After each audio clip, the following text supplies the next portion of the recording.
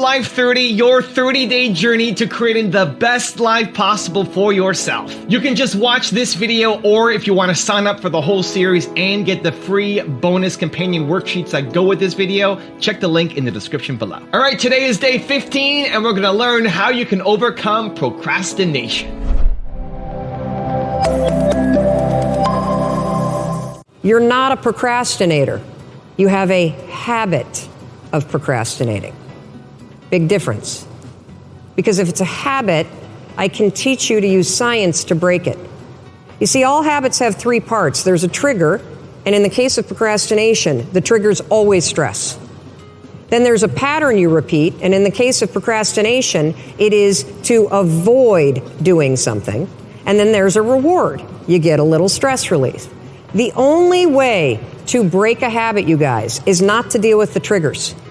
You're never going to get rid of the stress in your life, but you can 100% change your pattern of avoiding work. So next time that you're in a situation where you feel yourself hesitate, you spent way too much time checking out the highlights from last night's scores, what you're going to do is you're going to go, oh, I must be stressed out about something. Acknowledge the stress.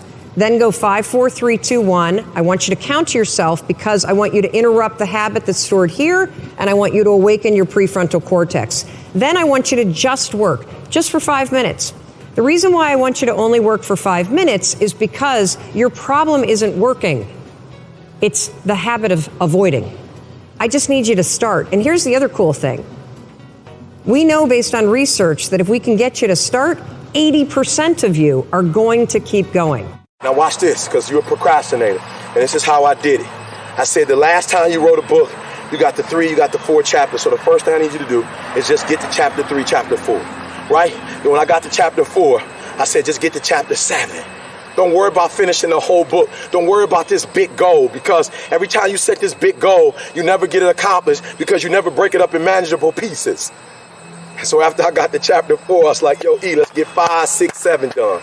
And when I got to chapter 7, I knew it was only, listen to me, I knew I only had to write 14 chapters. And I said, I'm halfway there, baby, I'm halfway there. And when I got to 7, I did 14.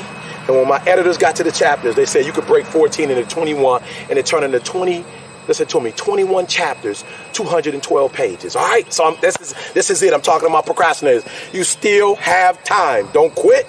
Don't give up. You still have time. You can do it. You can make it happen, but you can't do it procrastinating. You can't do it talking about it, all right? Your environment is so important. And if you look at B performers or C producers, they really don't pay a lot of attention to their environment. And so they get very distracted. There's lots of noises, their phones are going off, maybe there's news in the background, maybe there's messy environments all around them, maybe there's toxic people. What I'm suggesting to you as the second piece of technology to really 100 times your productivity is this. Install environments of tight bubbles of total focus. The way I run my work life, on certain days, I am very hard to reach. And I challenge you with great love and respect, be very hard to reach during key times of your week. I mean, I see a lot of people, and it's not judging them, it's just observing them. Every time their phone rings, they check it. Or they have, these loud notifications, so they're constantly being distracted. And we know what the research says. The research says we spend 2.1 hours a day in distraction. And it takes 21 minutes to refocus your focus after you've been distracted. So if you are being distracted by notifications, checking your phone, checking your Twitter feed, checking your Facebook feed, looking on Instagram, checking all the different platforms, that is going to destroy your focus. So the second piece of technology is create these tight bubbles of total focus. And the way I do it is I have certain days that I label as creative days. And on those creative days, I actually go device free. And on those days, I'm very hard to find. And on those days, I'm in total solitude. And on those days, I go to certain places. I call them my Menlo labs, just like Edison had his Menlo lab. And these places are very minimalist. And there's no one there. And that's where I do my best work. So install these tight bubbles of total focus and create these Menlo labs where you're completely distraction free. And then you will find your brain will drop from the beta state into the alpha state, where you will do your best work and get your best ideas. The chronic excuse maker. How do you stop making excuses? This is actually pretty simple. And I said it the other day, and you have to realize, you have to know, you have to accept that all your excuses are lies. They are lies, all of them.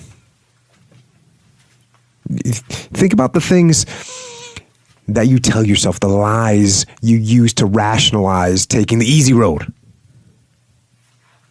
Taking the easy road and leaving discipline behind. Think about them.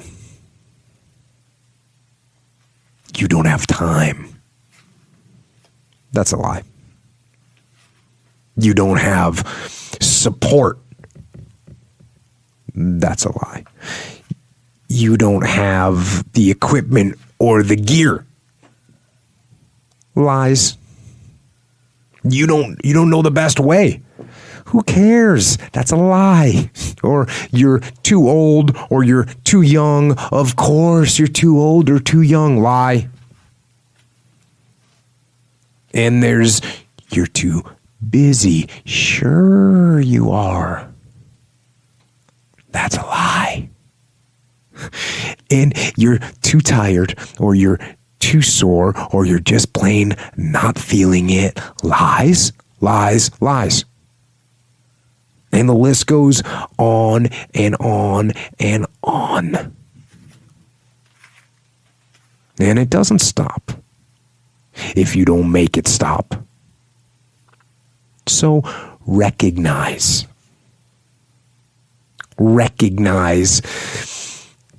the excuses are not valid. They aren't. They're trumped up. They're conjured up. They're fabricated. They're lies.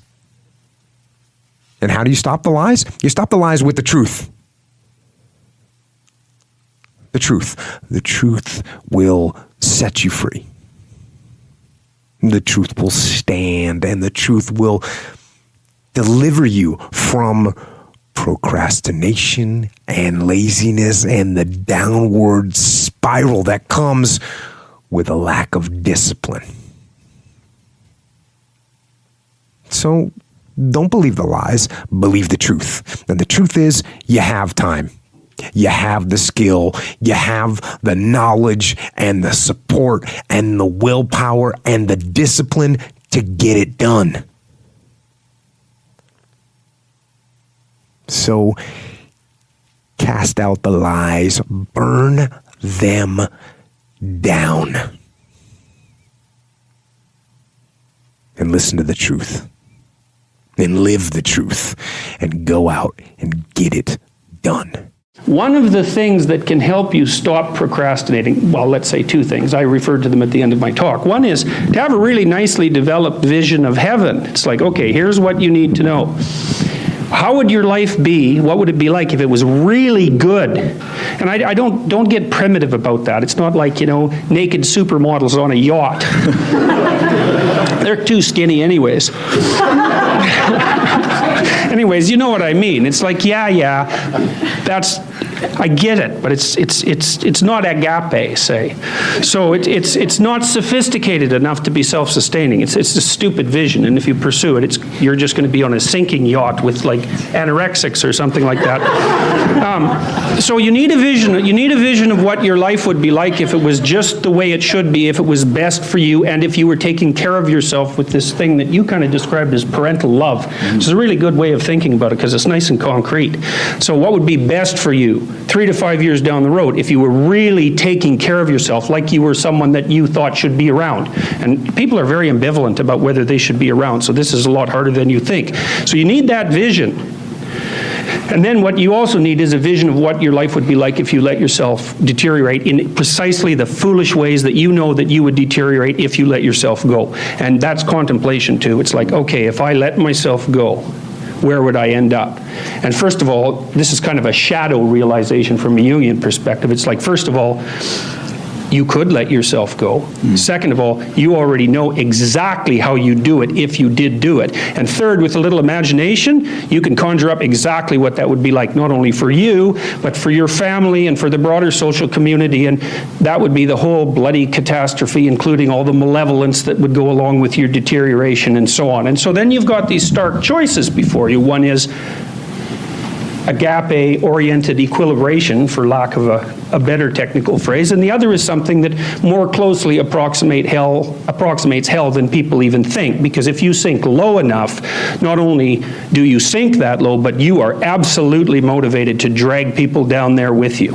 And it's a nasty, nasty state of affairs. And so if you're really terrified of that, like you should be, because you've drawn the causal connections, and you're really attracted by the other, then when you sit down and you don't do what you're doing, what you're supposed to be doing, you don't get to say, well, it doesn't matter.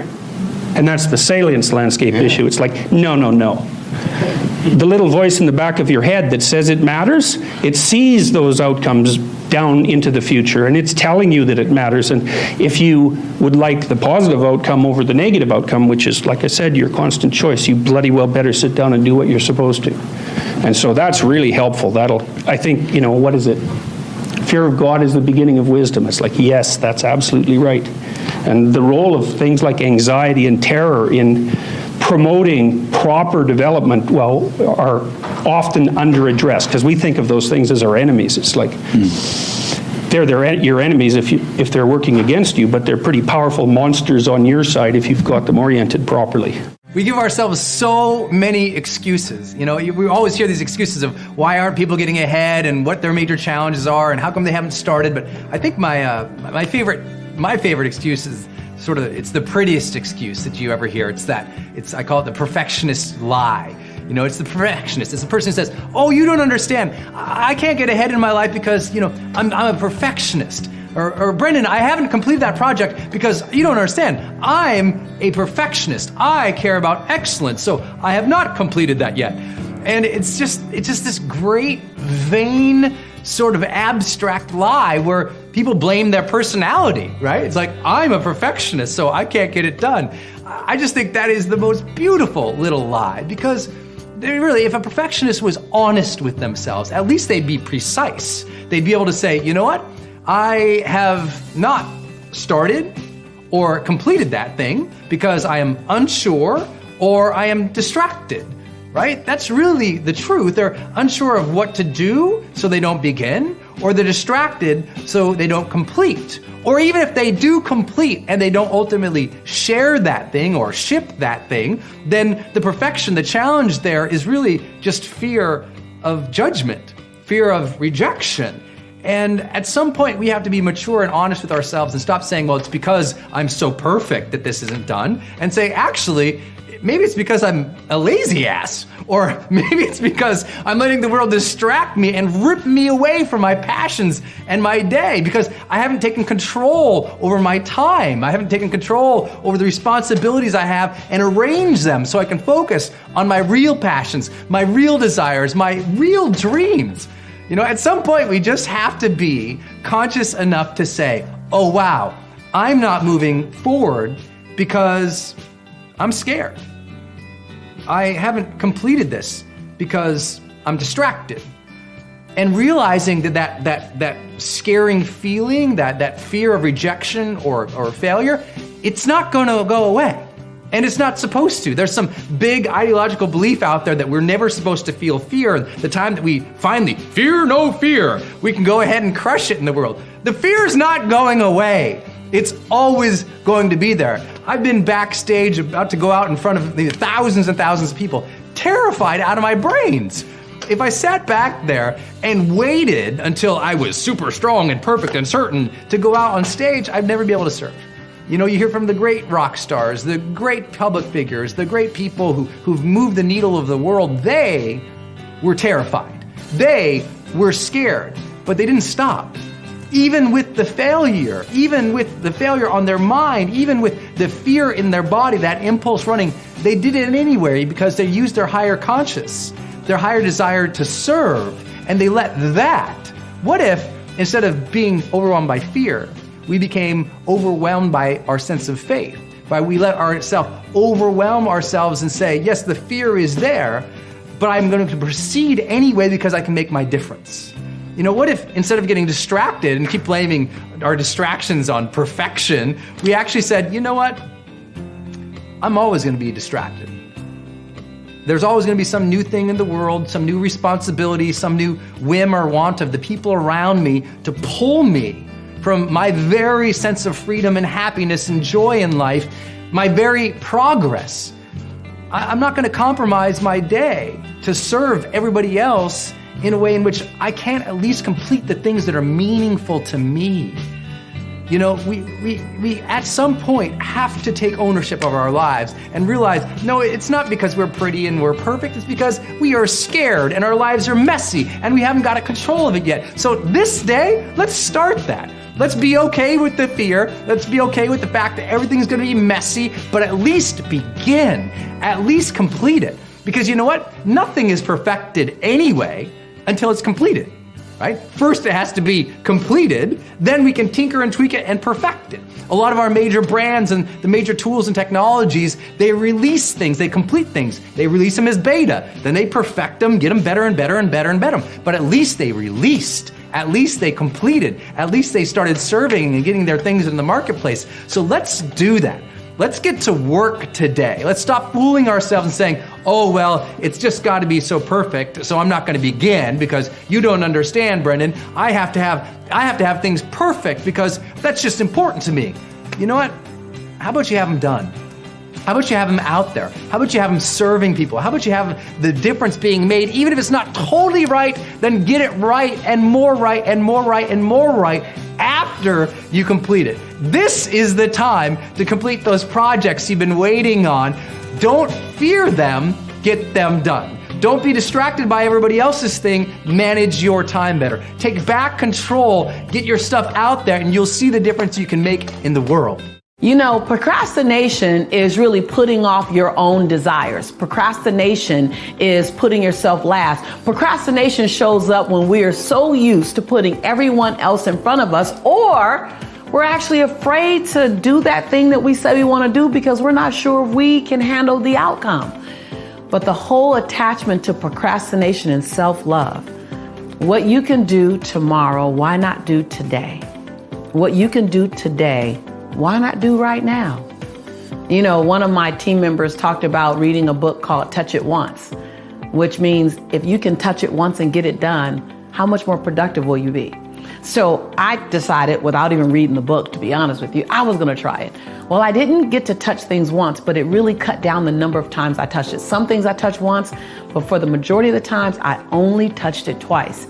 Oh, the productivity that you have. The magic of thinking big. This was recommended to me by one of the most successful product designers and licensors in the world. Millions of dollars a year, licensing to people like Nestle, Coca-Cola, etc. The magic of thinking big. So many people procrastinate because their goals lack balls, quite frankly.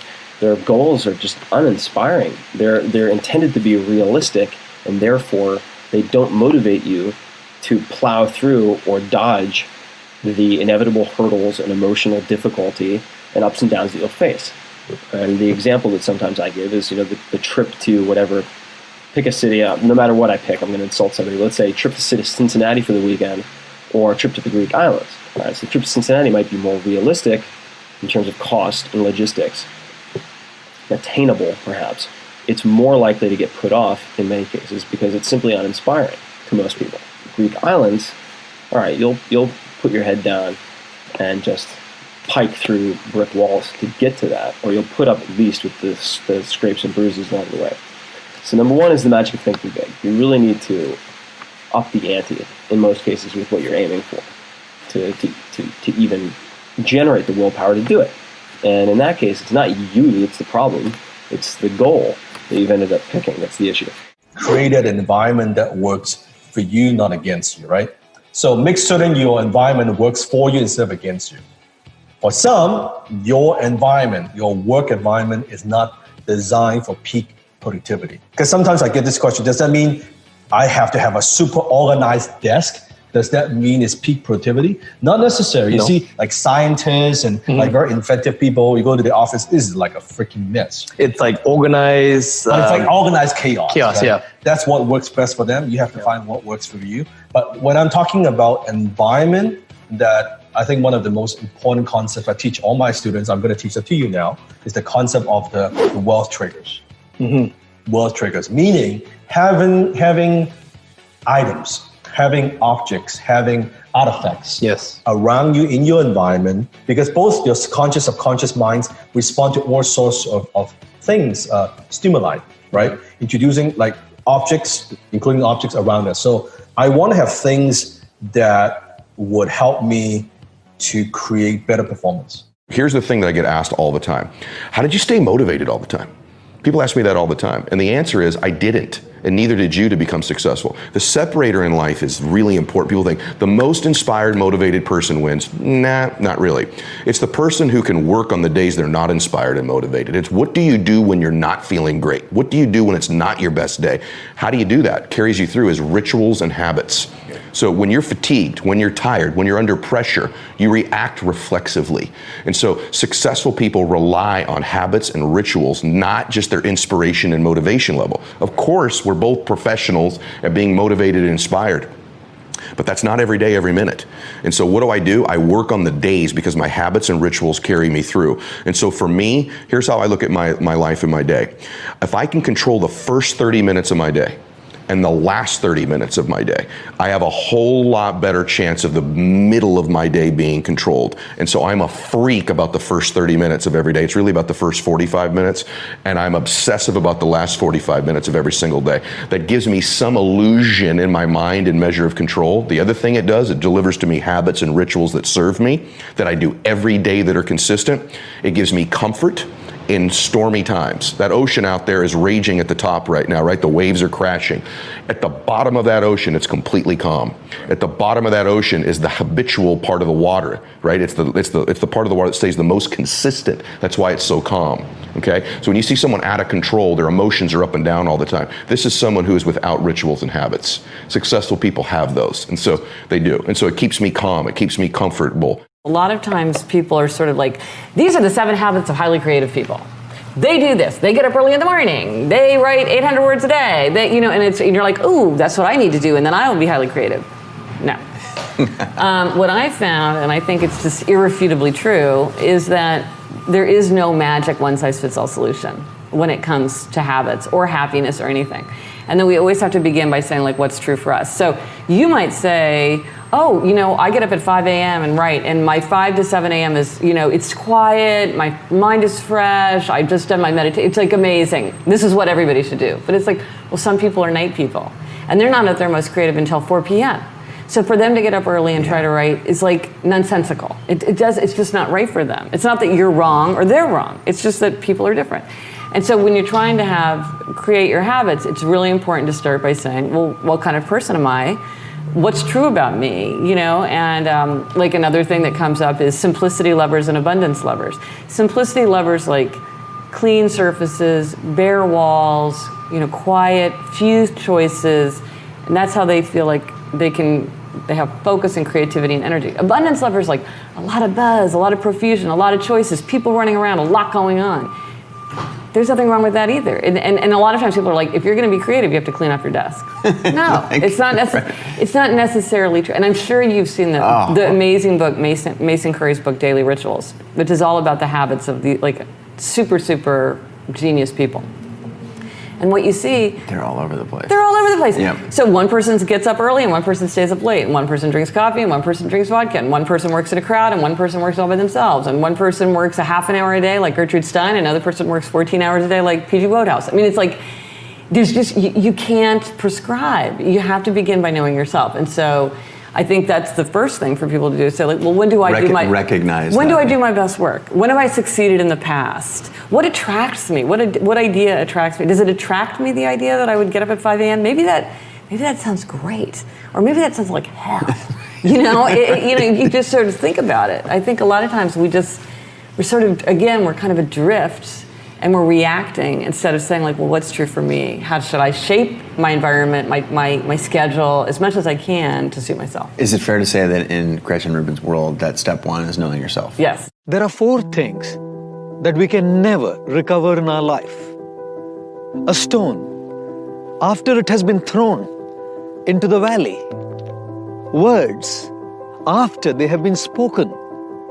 An opportunity, once it is missed. And time, once it has gone.